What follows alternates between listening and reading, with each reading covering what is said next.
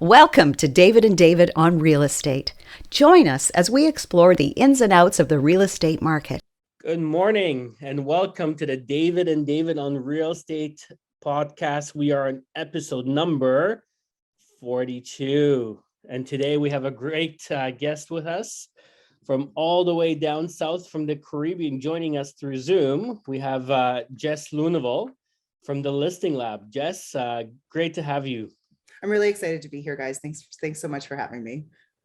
Likewise. Well, it's really something to have you with us, and you've been traveling a bit. Our paths just crossed recently at the Buzz conference. So we want to talk about that a little bit, but maybe give us a little bit of your story and background. How does someone like you who grew up locally in the GTA and tell us your story, became an agent, now you're in the Bahamas. So how did that all happen so fast? Yeah, so I mean, it seems fast to the outside eye, I think, but this has always been in the cards. I got my license when I was 21. My mom's been an agent for 35 years, so I grew up in the business. And I actively sold for about 14 years before I transitioned into kind of creating the Listings Lab.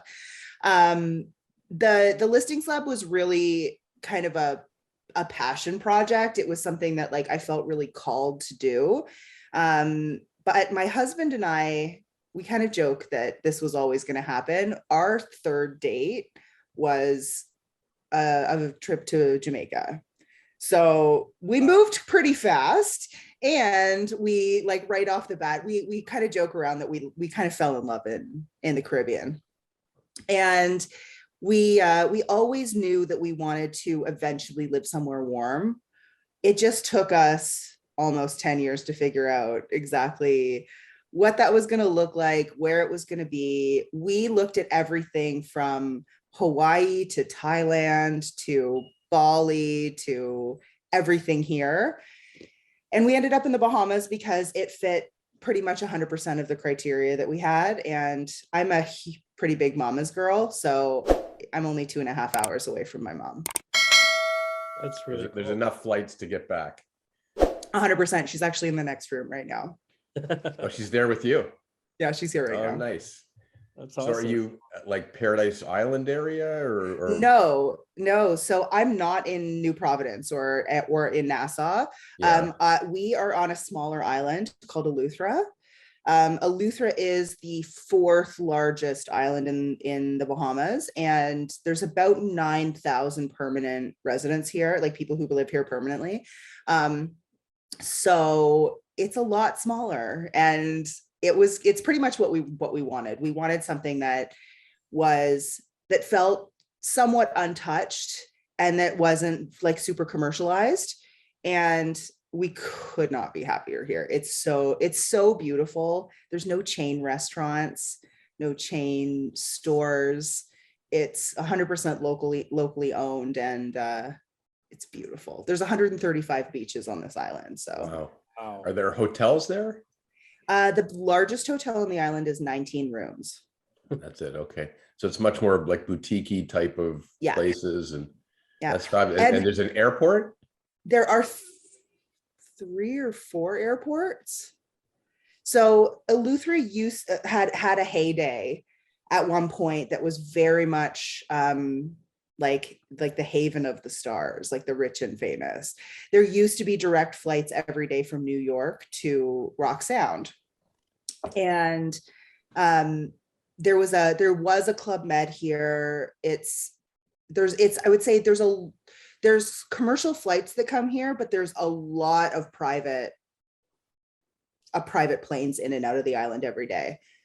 So there's still lots of action. It's just if everyone just comes here to be quiet. I like that. That's really cool. And this was something that was in the works from day one. We always knew we wanted to do it eventually. We just had to figure out how to make it happen. And there's always reasons why not to do things. A couple years ago, we actually decided, you know what, this is impractical. And we tried to talk ourselves out of it for a period of time. We bought an absolutely massive house in King City, thinking like, this is going to be the permanent house. We're just going to make everything that we've ever wanted in this house. We took on a huge renovation, and partway through, my husband kept trying to figure out how to get palm trees into the indoor pool area. And I realized, I was like, we're really trying here to recreate something that this is never going to be. So partway through that renovation, we did make the decision to actually move. And that house is still being finished. And it's actually the perfect situation because my parents are going to live in it. Wow. So that's good. So that's the place you go back to when you do come to town. Yeah, if they'll have me. So the message that you've got for everybody out there, you work hard for about 15 years and you too can move to the Bahamas, to an island, and live a different lifestyle.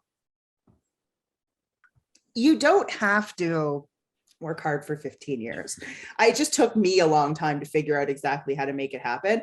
We have agents who are in our programs who are operating successful teams in Toronto from tropical places. I think that we're past the idea that a location independent agent can't happen, because we've got so many digital tools now. If you have a team on the ground, there's really no reason why you can't do this a lot earlier than I did. So Jess, let's unpackage that. Like, take us through that, because that's really what we want to talk about, right? Okay. We want to talk about systems, and we want to talk about how you implement those systems to be able to leverage and create the lifestyle and the income that you want to be able to do anything, whether it's moving abroad, or whether it's taking more vacations, or whether it's creating more wealth by investing in real estate yourself. How do agents tap into that? I think the first thing that they need to, I think the first thing that really needs to happen is there needs to be an element of reconditioning, especially for people who've been in the industry for a long time. I mean, I grew up in the industry too, and there's this mentality of it has to be hard and you have to hustle and grind and crush it if you're going to be successful. And we really, yes, of course, you have to work hard. You have to be focused. You have to make the right decisions. But we also have so many tools that we didn't used to have. I still consider myself, or I still want to identify as, a relatively young person. And I didn't have a lot of these tools when I was coming up in the industry. And the more technology that we have, if it's used correctly, that we can implement from an automation standpoint, the easier the business comes, and actually the more profitable it can be. So, I would say, the 70s, the 80s, the 90s, we were taught that once you hit your bandwidth, the next thing to do would be to hire. And that made 100% sense back then. But now there's actually a step in between, which is your automate step. Because a lot of the time, agents are still under the impression that their first step is to hire. And why would you pay someone, $15, $20 an hour to do a job that a piece of software could possibly do for, $500 a year? So it really comes down to looking at the business from an efficiency standpoint, because there are things, of course, within the business that are still human to human necessities, but they really don't have to be everything. There's a lot of people who are paying people a lot of money to button push that is unnecessary. So a lot of the time, the first thing that we'll do is do an audit of what that person's business looks like, where a subscriptions audit, what are they paying for, what's unnecessary, what are they not using effectively, CRM, like looking at CRMs, looking at different sources of business. And it doesn't matter if you're an investor or you're an agent, or, really getting really clear on what you want the end result to look like from a lifestyle standpoint. We have people who we're working with who want to sell their business in 3 years. We've got people who want to build 8-figure a year businesses and they want to be the figurehead. We also have people who want to have 7-figure businesses and not work in their business. And so all of those end results require a little bit of a different reverse engineer. And so I think a lot of the time what happens is we just sort of fly by the seat of our pants for too long. And then we end up somewhere that feels far away from what our original intention was because we didn't get super clear right from the beginning. Sorry, my cat's having a meltdown. She's agreeing with your point. She's Yeah. like, yes, I've been doing the same thing for Yes. long and I need more systems in my life. So it really just comes down to, are we actually moving in that direction? Because, you know, I probably have like a picture of it in the back of my notebook that's sitting next to me even right now. Right. So I do. It's this idea that, you know, we tend to spew energy in a lot of different directions and we don't really get that close to where we want to be. But if you just take focused energy in one direction, you're going to get there a lot faster. And there's just a lot of, again, flying by the seat of our pants. And people who are entrepreneurial are very good at being scrappy. We just all are, but it doesn't actually serve us in the long term. It'll get us from 1 to 10, but to get us from that like 10 to 100, we do need the systems, and we need to have like the focused direction. Jess, what I love about talking with you is that you actually really get the industry and you get the pain points, right? Because I think a lot of realtors can relate to exactly what you're saying. Right? I've been burnt out. I've been there. It's not nice. I tell this story because people sometimes will say, oh my gosh, she hit 7 figures in 6 months, which there was a period of time I started my business from scratch. I got to 7 figures in 6 months. It was the worst time of my life. Yeah. What was your lifestyle at that point in time? It was zero. Right. It was absolutely zero because I did it quickly and I did it alone. And I did it 100% off my own back. And I do not suggest it. People will glorify it. And, you know, I've made a lot of mistakes that, you know, I don't love the word mistake because all of it was feedback. All of it allowed me to iterate and change and make adjustments. But yeah, I mean, I've been the person whose phone rings and I cry because my phone is ringing again and I'm handing it to my husband and saying, can you please just take a message? I just cannot. I'm also super introverted. I'm not I'm not the life of the party. You know, I joke around all the time. My husband is very extroverted. We'll go into a grocery store and I'll be like, we have 10 minutes, don't make friends. Like we need to get in, we need to get out. I'm the girl who is at the party standing by the cheese, like waving at my husband, being like, can we go? Right. I'm not the life of the party. So I always have to figure out and be cognizant of my energy expenditure and how much peopling I'm actually doing every day, because it will drain me. But somehow you went from someone who, you know, you described yourself as not the life of the party, and yet 2 weeks ago you were the life of the Buzz conference.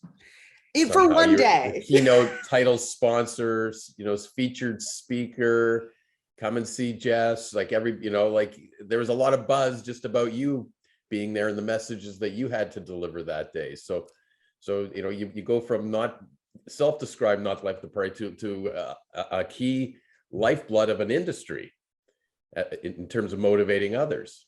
And you know, that part is fun, but again, I have to plan around it. I couldn't do that every week. I couldn't, you know, I was tired at the end of it. And I know that about myself. And for a long time, there was this sort of self-judgment of, I think sometimes introvert, but it's not laziness. Like I can sit in front of my computer and I can create all day long, but it's the energy that goes out with people. And, you know, I think that the more that I learn about myself, and about what works for me, and in creating strategies and boundaries and all the things that help me perform well over time, the better it all becomes. My team is incredible at it. You guys, because it's you, I'm doing this today, but my team has a rule. I only do calls on Mondays and Thursdays. So if there is something that sneaks in on another day, sometimes I'll see it move. Like I'll book it, and then someone on my team, like Ashley, who's my COO, will just quietly move it to another day. Well, for the record, let everybody know today is a Wednesday. Today is a Wednesday. This, and so we got on that list to get off the, to sneak in on a day. So we're really happy that you included us and you made some time for us here today. I really wanted to do this, and I was really excited to talk to you guys. So that's awesome. Jess, can any agent out there get to 7 figures? That's a good question. Technically, yes. I think that there's a lot of agents who get into this industry thinking that it's going to be something that it isn't. And I think that someone's mindset and their ability to learn and change and adapt and look at their business as like a science experiment, that type of person is definitely going to be more successful. I think that in any kind of business, you can't be extremely risk averse. And sometimes what happens is there are people who get into real estate because they've seen other people be successful, and they've made it look easy, and we all know it's not. And so sometimes the wrong type of person or the wrong type of personality will get into real estate thinking that it's going to be easier than it is. I also think that, I think David will appreciate this. I'm assuming you went to law school and did the hard things. The barrier to entry to get into real estate is very low. Yeah. And so, I think that people will assume that they will be successful in real estate just because they have a great sphere, or because they have a lot of friends, or, things like that. And it's the people who really can kind of put the ego aside and do the hard things. And, I have a coach that says all the time, you're either filling your ego account or your bank account, but never both at the same time. Wow. I think you're bang on with that, Jess. Like, I know when I'm signing up clients on a typical sale transaction, I go through the numbers with them, and I say, okay, here's the commission statement. Here's the total commission plus HST. They go, what? HST on commission? Because it's a big number. So they're always shocked with that. But then part of the thing, you know what? Look at how much money the agent made. I should become a real estate agent. Yeah. Like that's always, oh, look, I can sell to my family and friends. Look, $50,000, commission on this thing. I should be a real estate agent. Like, how easy could that be? And then I say, and by the way, here's our bill for our legal to close this deal. It's $980. And nobody says, oh, I should be a lawyer. Yeah. Well, exactly. But, I think the thing that people don't realize, like Toronto, for instance, I don't even know what the current numbers are. I think there's over 60,000 licensed agents in Toronto. And most of those agents are doing 0 to 2 deals a year. Right. Yeah. Right. And so I remember this was years ago, but I looked up what the average income for an agent in Canada was, and it was like $28,000. There's a lot of people who have a real estate license who are not killing it. Right. Right. And we talk about the 80-20 rule all the time. I think in real estate, it's more like the 95-5 rule, where there's a small number of successful CEOs of real estate businesses. Right. And there's a lot of part-timers that just sort of get in everybody else's way. Those that want to practice and really become successful, they're just pulling deals out of the pot. Because just, and only to their family and friends, and they run out of them. And, now what? Well, exactly. And I, I've always said, I'm very outspoken about this, like people like that, just get out of the business. Because, you know, what you're doing is that, you know, let's say that it's even 10,000. There's 10,000 people who are doing one deal a year. Just allow that one deal to go back into the 5% of people who take their businesses really seriously. You know, elevate the whole industry. Allow us as real estate professionals to be seen alongside other professional type businesses. I think, you know, you don't go to a part-time lawyer, you don't go to a part-time accountant, you don't go to a part-time doctor. Exactly. Can you imagine getting cancer and then going to somebody that, hey, you do this in between delivering pizza and lunch? Yes. I think I know what your diagnosis. I Googled it. Yeah. I saw this in the two patients that I dealt with last year. Right. And I think that, you know, we wonder why the general public doesn't respect agents the way that we want them to, and thinks that we're overpaid and, you know, all of these things. But there's a tremendous amount of risk also on the agents get sued all the time. Right. And you know, I really think that if there's a lot of value being brought by an agent who's bringing a lot of experience and a lot of expertise and a lot of specialization, right? David isn't doing, I don't know, I can't even think, like litigation. No. I'm not hiring David to try my murder case. No, you wouldn't do well if you did. Don't call me if you've been driving under the influence. I'm not gonna get you out of jail. Right. And so but realtors, we do have in our regular weekly lawyer meetings, we are always discussing how we help real estate agents. They're not directly our clients, but they're our source of business. Yes. But part of our job, the way we look at it in our firm, is we're partly in the fix-it business for real estate agents. Definitely. Because we see the mistakes that they make, and our focus is to try and fix it, not throw them under the bus, because we want to make them better, to keep the relationship, get the deal closed and find a way. So we're focused on that all the time, right? So, like, you know, I love dealing with the pros in the industry and not the part-timers too. Like, I don't like the part-timers in the industry. It doesn't help anything. It doesn't help the buyer, doesn't help the seller, doesn't help my business. No. And I really think that, you know, the complaining that the industry does about, I'm not respected, you know, they see us as used car salesmen, like all of those things, it's brought on by the industry itself, right? And I think, you know, I talk about this a lot. I think I may have talked about this briefly at Buzz Conference as well. You know, agents don't like to specialize. I can help you buy, sell, rent, and invest from here to Timbuktu. I'm here for all of your real estate needs. But every other highly respected industry specializes in an area or a demographic and tailors their services to that target market. And agents are so afraid to do that it dilutes the expertise right across the board. The agents who do it, they see a tremendous amount of success, and they're genuinely providing a much higher level professional service because they've been able to tailor it to exactly what that client base needs. Yeah, something as simple as a marketing message, right? Like 100%.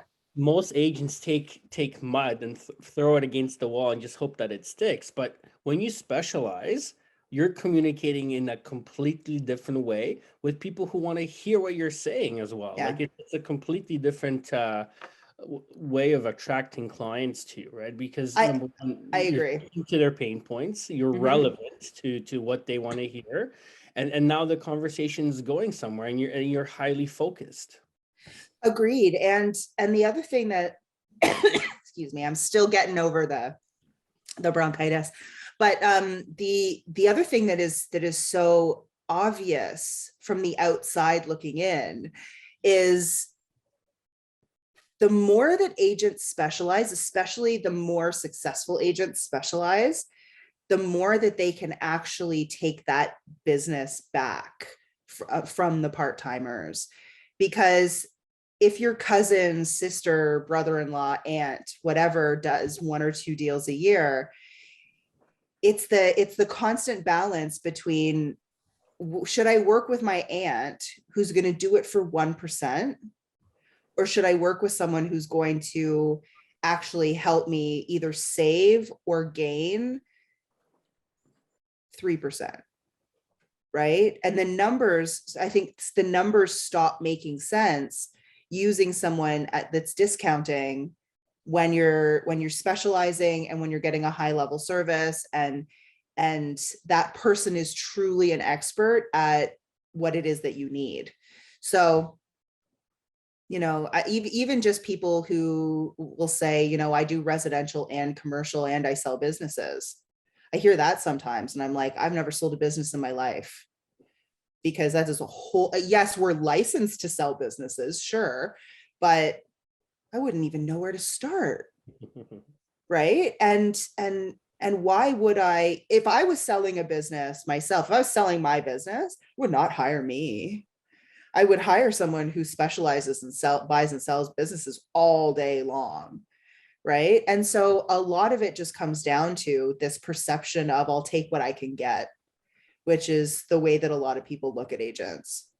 Yeah, when you start out, it's hard to say, Yeah. I'm going to be a specialist in this particular area, because you don't know, if you haven't done it yet. You don't know if you're going to like it. You don't know if that's the right area. So that you're feeling around a little bit more in different places and sort of taking whatever you can get, because you got to put some food on the table. Yeah. Right. But I think your message is, okay, so even if you're doing that, you got to start focusing in on what your different options are, and then really start narrowing it down and say, hey, I just did an assignment and this was a dog's breakfast, but you know what, it was good, and now I get it. So maybe I should do more of those assignments and really go that route, or I like new construction, or we find out what it is.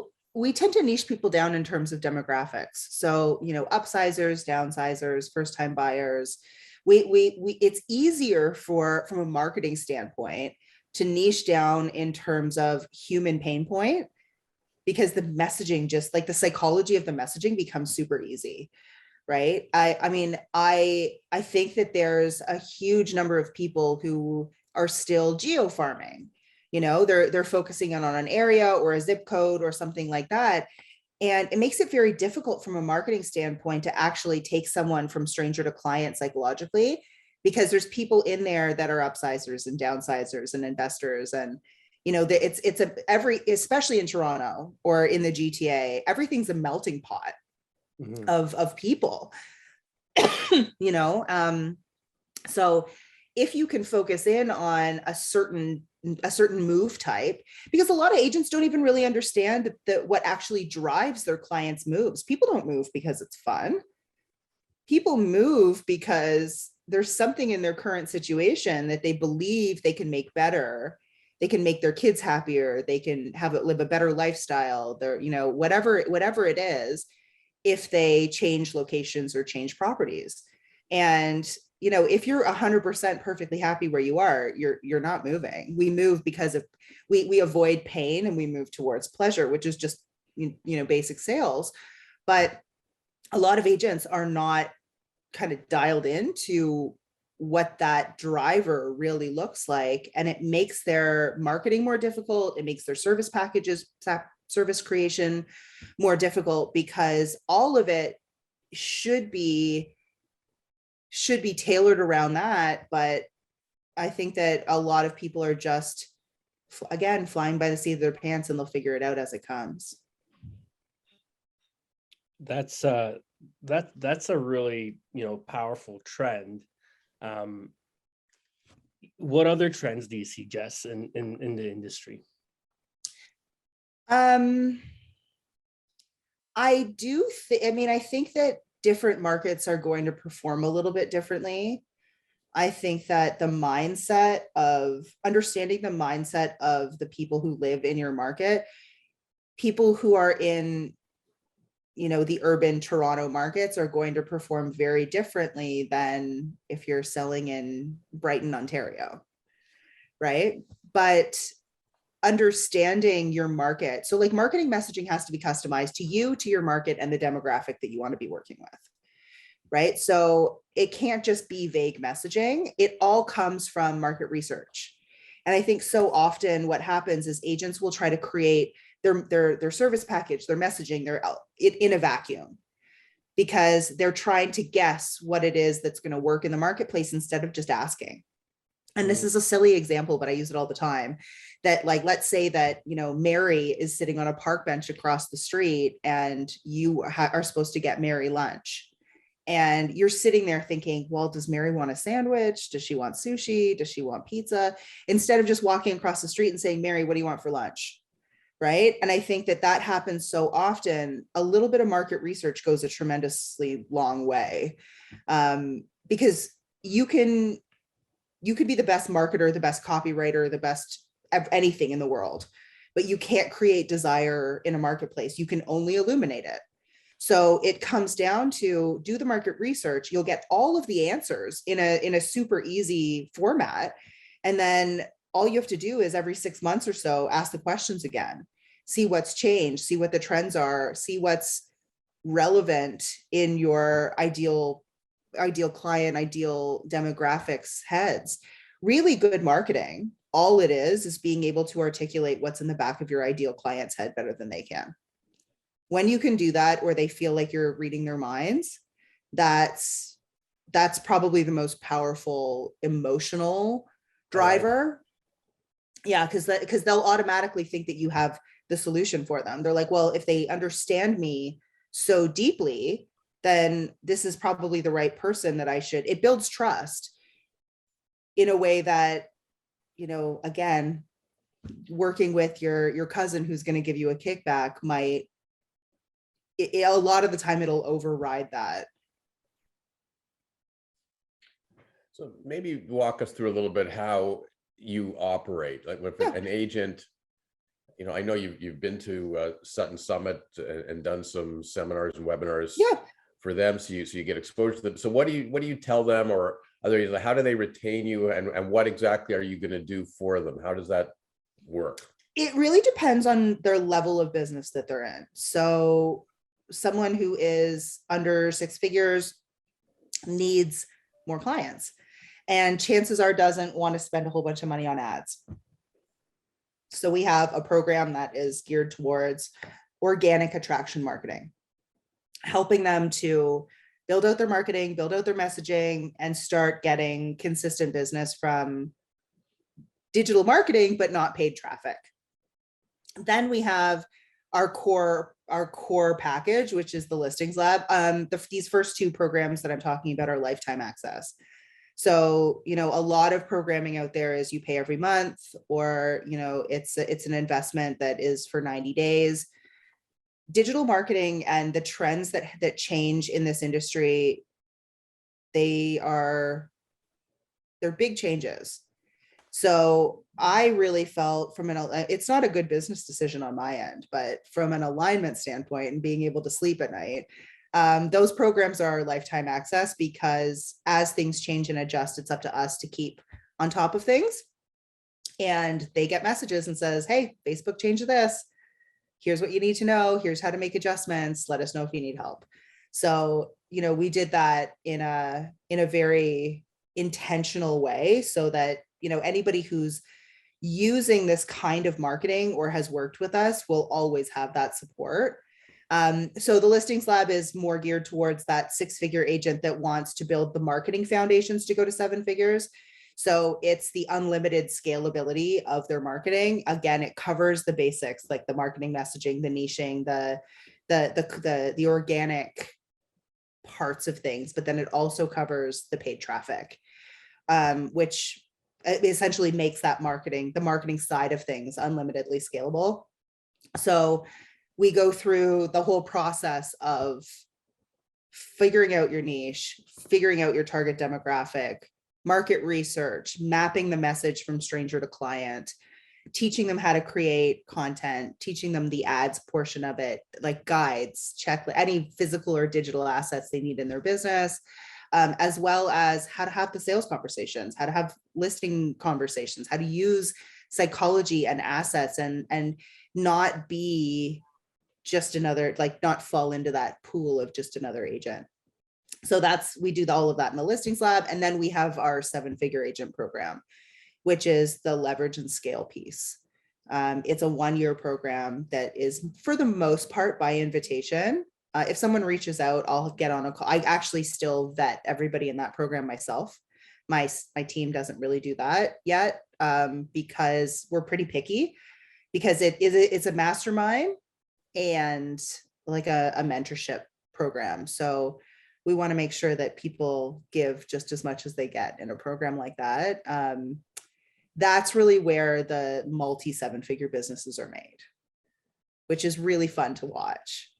That program is it's very rewarding for me, because I get to see not only the business transformation, but also what it means for, you know, people being able to go to every one of their kids' swim meets and basketball games, and still have the multi 7-figure business that's really growing, and that's, you know, fully leveraged, and being able to take long vacations. And, you know, I find that their family life and their relationships always are so much better after a program like that, which is the part that is really fun for me. So Jess, I want to talk about this, and I want to have an open conversation about this, because Yeah. brokerage owner, you know, it's like somebody taking a knife and stabbing me with is how I kind of feel about this next point, right? But Okay. you know, you came into the brokerage, and you know, you did 3 webinars with us, right? And the content was phenomenal. The messaging is phenomenal. The program works. We know that. But I kept hearing price as an objection from my agents, right? And I want to have an open conversation about this, because people need to understand the fact that in business, you need to spend money to make money, 100%. right? So there's Same different concept ways. to me, right? I want agents to invest in themselves and to jump on this bandwagon and to, you know, embrace these ideas. I know it's not for everybody, No. but you know, I wish more agents would take advantage of your program. So there's different ways that agents, and all of this, 100% of this comes down to the way that people make decisions. And there's people who will invest unlimited time, and then people who want to invest money to save time. The most successful people out there, the people that I've worked with who have been the most successful, are willing to invest money to save time and get there faster. And, you know, we talk about ROI all the time. Like, what's the ROI? What's going to be the ROI on a specific investment? On a program like this, the ROI, you know, it depends on the length of time, right? Like, we have people in the program who, you know, spent X number of dollars and have more than 1,000 times their investment over the last 3 years. But if you're looking at the ROI in the first 2 weeks, it's not going to be 1,000 times, right? It depends on the length of time that you're willing to look at. But, you know, in the beginning, when you're starting your business, a lot of people, if they don't have, and I'm saying genuinely don't have and cannot find anything to invest in their business, they will invest time. But time will bottleneck your business. You only have a certain amount of time. And sometimes I'll have agents say to me, you know, I just need to do more of what I'm already doing. And I'll say, great. How many hours of phone calls are you making a day? I'm making 2 hours or 3 hours. Okay. Do you have, and what's your goal? I want to double my business this year. Do you have 4 to 6 hours a day to make phone calls? And can you, on top of that, handle twice as many clients? The answer is 90% of the time, no. And so the business model has to change.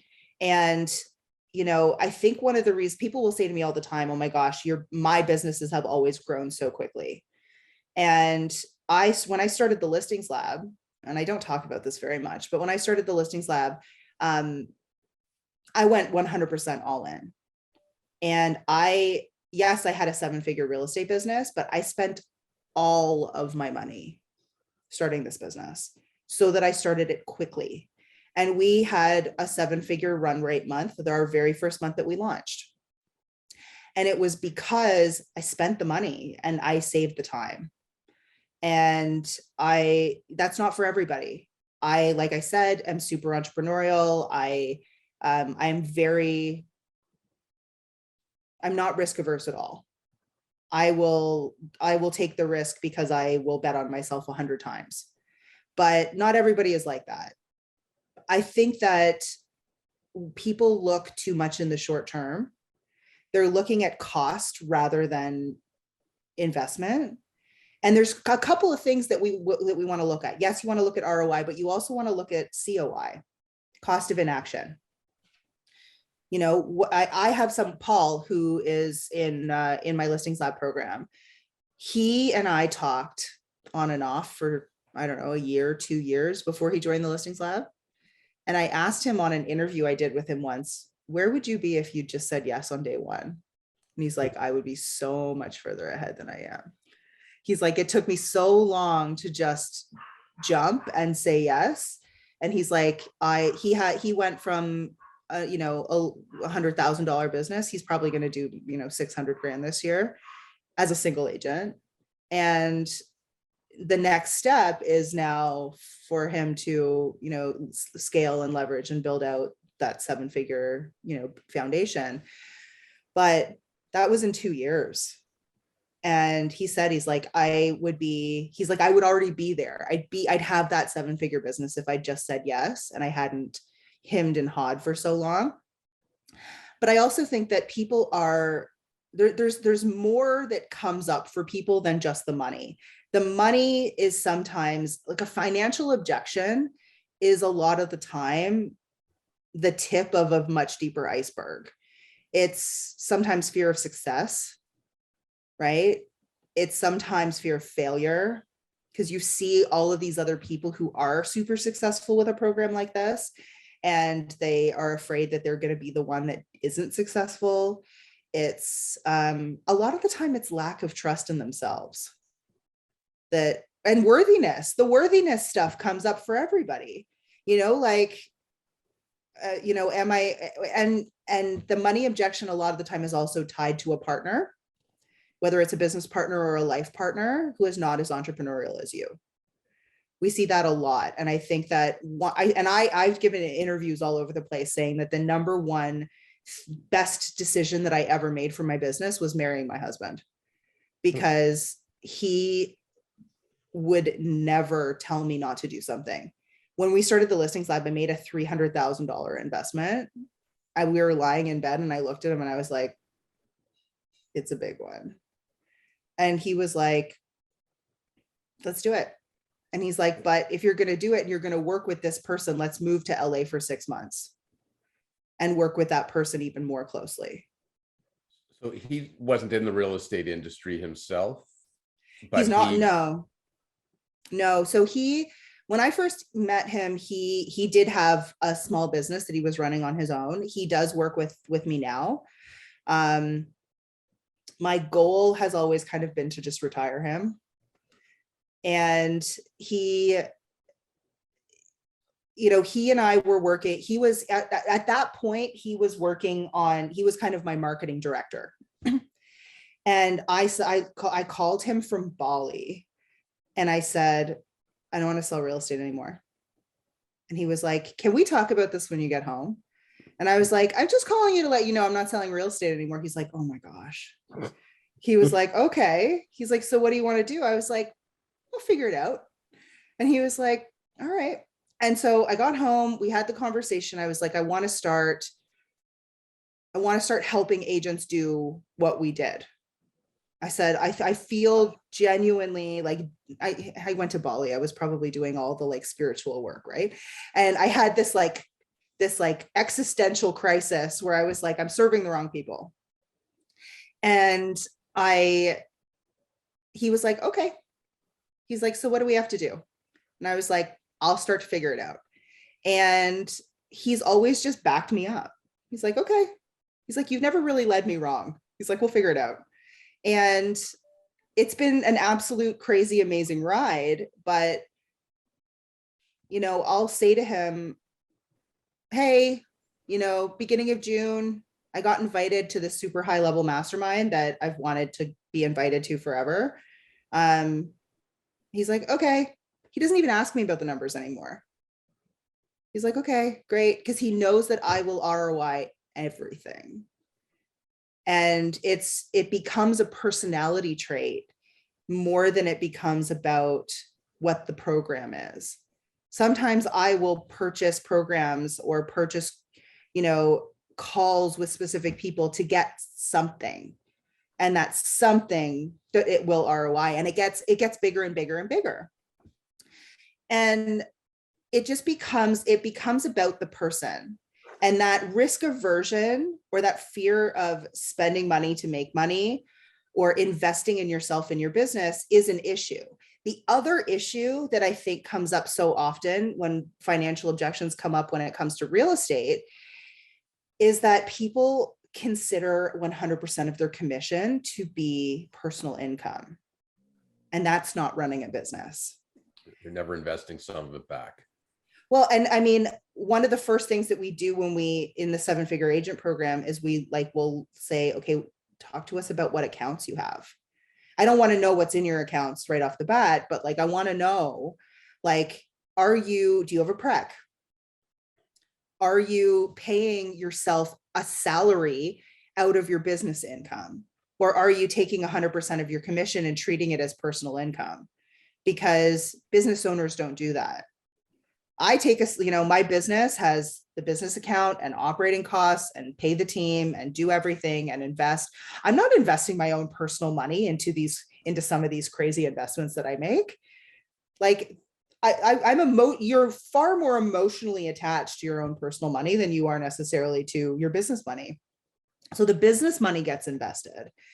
And so, when you're not set up like that, every time you look at making an investment, you're taking money away from your husband, your wife, your kids, as opposed to you're spending your business's money.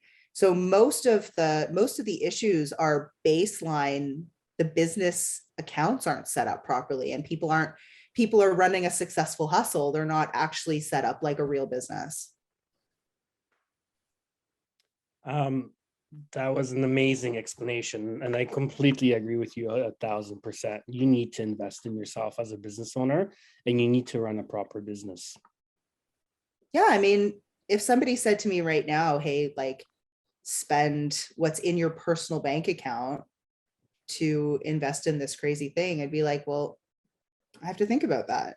But if someone said, hey, here, spend your business's money to reinvest back into your business and you'll get this great ROI on it, it's a no-brainer, right? Absolutely. Jess, you mentioned that you have a coach and that you make these decisions to invest in your business and you take calls with people. What are some of the most influential people that you've connected with that have shaped and influenced your business? So I had a coach for quite a long time. He's a really great friend of mine. And when I started working with him, he was 26 years old. He's very young. He's 30 now. He is quite an investment. But he really has, I worked with him for years. And he was fantastic. He only works with maybe 2 or 3 people at a time. His name is Zion Kim. And he doesn't have a huge social media presence. He doesn't, but when it comes to business, he gets it. And he's always been a great person for me to bounce things off of. I've worked with, I buy a lot of programs. I buy a lot of things. I buy a lot of programs. I invest in a lot of things, but it doesn't mean that I do it strategically now. So I invested in a program the other month because I wanted to see what the inside of it looked like. It wasn't necessarily that I needed the value that program was offering, but it was it's a consulting company or a coaching program it's not the same niche. They coach other coaches. I invested in it for a year to see what their format looked like, to see if there was anything that we could do better. And to be able to like, just kind of like take little things and improve what we were doing. So, I mean, different investments have different purposes. I buy a lot of, I invest in a lot of programs to see if we can make what we do better. I don't work with a lot of agencies. So almost everything, if we make a decision that we're going to do it in our business, we bring it in-house. Because I think it's important to me that the people who are working on it are super invested in the success and that we're not just another client. But we're always testing things, and 100% of things do not work, right? Like we test things, we spend money on things. We're like, oh, let's iterate. Let's see if it will work better this way. Or that was good feedback. And everything is just a little science experiment, and you get to have fun with it. And if you're not having fun, like with the puzzle of your business, then you need to shift something, because it needs to be more fun, and you have to enjoy it. And you have to, if you're so tied to every tiny little thing going perfectly, it's going to be a very stressful life. I think that's a great message too, Jess. And you're saying, you know, people that sign up with you, you've got a certain expertise, you've got systems, you've got methods, but what you're doing with someone today would be completely different from what you might do with the same person 6 months from now, because you're always looking for the next thing and how things are evolving and what's changing. So I think what people are paying for as part of your service is for you to do that research and be looking for the next thing and how to improve upon what you're already doing, right? And I'm spending my money testing it to make sure that it works, so that you don't have to. Right, but it's not a static thing. They're not, okay, this is how you do it in 2022, and it's going to work in 2025. Like, it's not, no, this is what's good now. This is what you should be doing. This is what we think, you know, you're coaching them today, but you're looking for the next thing at the same time. And that's an important message to get out there to the agents too, because they're buying your service, but it's not just what you know now, it's what you're going to know 6 months from now, a year from now, 2 years from now. Absolutely. And I think that the other thing that's really fun about all of this is the foundations are the same. Psychological marketing has been the same since we were selling scarves in the town square, but it's the tools that we have and the way that we use them and the trends and things like that change. And so we also are teaching people those immutable principles so that they understand marketing at a deep level. They understand the psychology of what they're doing and why they're doing it. And then the platform gets adjusted, the length of video, the attention span of the customer gets shorter and shorter and shorter. But you know, it's the delivery method that changes, not the actual foundation. It's funny, I actually have a friend whose business was selling scarves in the town square. and like wherever there was, in malls, in hospitals, I love it. You know, in hallways in hospitals, he'd set up a table like that. That was his business. And then COVID hit and he had to learn how to sell scarves online. Right. Well, he still has the inventory of scarves coming in, and people still need scarves. 100%. But he couldn't do it in the town square anymore, you know, and that's a challenge. 100%. And I think that, you know, if people aren't using the digital space for their business, they really are missing out. That's where people go outside and look around. The people are looking down, right? That's where people's attention, you know, good or bad, you know, that's where the attention is. And most people, even when they're watching TV, aren't 100% watching TV. They're watching TV and they've got their phone in their hand. Yeah. And so it really comes down to, you know, the attention is there. It's just a matter of being able to break through the noise of all the other constant stimulation to be able to like have that moment of this person sees me, this person understands me. Yes, I think we have time for one more question, and it's going to be a hot topic button, because I think in 2 minutes, the Bank of Canada is going to make an announcement about interest rates and what they're going to do. If they do decide to raise rates, what advice would you give to agents to help them navigate in this changing market? Educate themselves.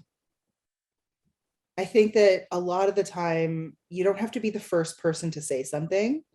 You have to be the person who can distill the information down in a way that is not inflammatory and that is going to explain to your demographic of people that you work with, what does this mean for you? Because there's two sets of people you're speaking to. You're speaking to the people who have something to sell, but you're also speaking to the people who are looking to make a move.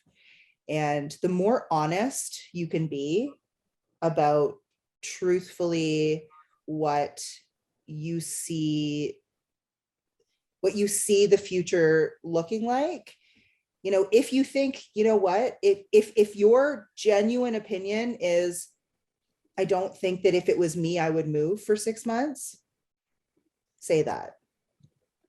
It may not be the best thing for your business for the next couple of months, but it will serve your business in the long term.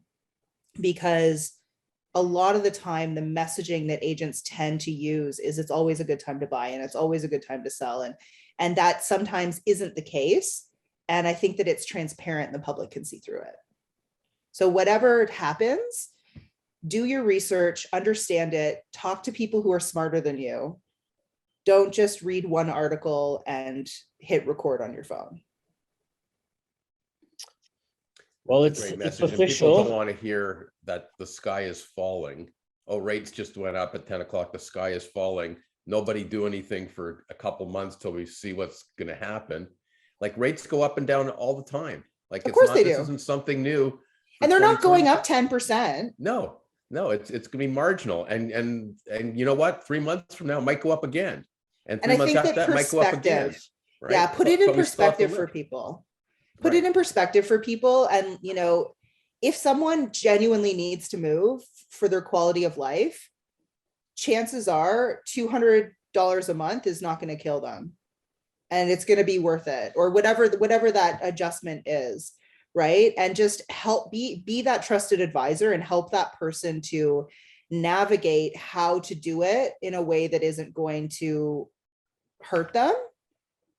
And just, I don't know. I think that there's too many people with platforms talking nonsense. Look, people still have to live somewhere. People still want to move. Yes. Right? Yes. The same thing, you always look at, the car industry is no different. People need a car. So if you happen to need a car right now, you're going to pay a lot more money for a car than if you needed a car 2 years ago, because there's a shortage of parts. But if you need a car today, you still got to go out and get a car. So you might get a different car than you would have bought 2 years ago, but you're still going to get a car. So I think you look at the housing industry, same way. People still want to move, make choices. As an agent, you got to do your homework, educate them, tell them what is still affordable for them, and show them the real numbers. Yeah, absolutely. And put it, like I said, put it into perspective for people. I think sometimes people get so overwhelmed by something big. If you can distill it down and make it small and talk about little increments, it will be a lot more palatable for people, and people will actually understand it better. And it'll build a lot more trust. People don't want someone who's going to, set the house on fire every time something changes. They want somebody who's going to help them genuinely understand what's happening and make the right decisions for themselves. I think mindset is very important, right? Agreed. In everything. Yeah. And I mean, even, if the market does continue to shift, there's going to be opportunities, right? And agents have a choice, right? And I said this a couple of weeks ago, no matter what choice they make, they're going to be correct. right? And they can choose to, get bogged down by the negativity of what's happening in the shifting market, or they can go out there and look for opportunities and crush it. There's opportunity. Whenever there's a shift, there's always an opportunity. Right. And so often when there is a shift from an agent perspective, when there is a shift, a lot of agents will sit on their hands for a period of time. And it gives you an opportunity to actually push forward and make an adjustment and grab more market share. And I think, in 2008, up until that point, I had my best year ever, because there was fewer agents that were trying. Well, here's a direct opportunity for real estate agents. Okay. Aside from how they go into the market or how they deal with things like interest rate increases, there's a direct opportunity for an agent to become a better agent by getting to know Jess and what she's offering to this industry. And I'm saying this from a point of view of being jealous as a lawyer in a law practice, because we don't have anything like that in my segment of the real estate world. There's no coaching for lawyers. There's nothing like you out there that's available to me. Say, oh, you want to be a lawyer? This is how you should build your practice. Like, there's nothing like that in my end. We all do it, fly by the seat of our pants. And some we do it well, better than others. Some are successful. It's trial and error. It's all that stuff. But here, if you're a real estate agent, you've got a direct opportunity, because we've got a proven person in Jess and her technique and what she can bring to you. And I just don't understand why any agent wouldn't want to look into it and take advantage of it. I wish there was something like that in my industry. I really appreciate that. Thank you. Yeah, we care a lot. I would say that's kind of, people will say, like, what makes you different? Well, everything that we do is different from everyone else, but we care a lot.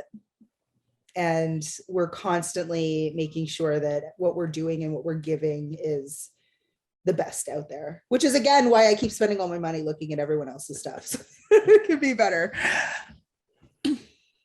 Jess, this is so much fun. Thank you so much for taking. Oh my gosh, thank you. And taking this podcast on a Wednesday, the days you don't take calls or do Zoom meetings, but we had a blast. I think you really understand the industry. You get the pain points agents feel, and I think there's a massive benefit in agents really enrolling in your program and going through your course. So I would encourage anybody listening to really reach out to you and to invest in themselves. I appreciate you guys. Thank you so much. And we might have to do a follow-up to this. Oh, 100%. In person though. And I think we got to go somewhere where it's a little warmer. So I don't know if there's a place. We got to fly down south. Yeah. Hey, I got lots of space. Awesome. Thanks, Jess. Thanks for being on. Appreciate it. Anytime. Thanks, guys. Thank you. Bye. Bye-bye.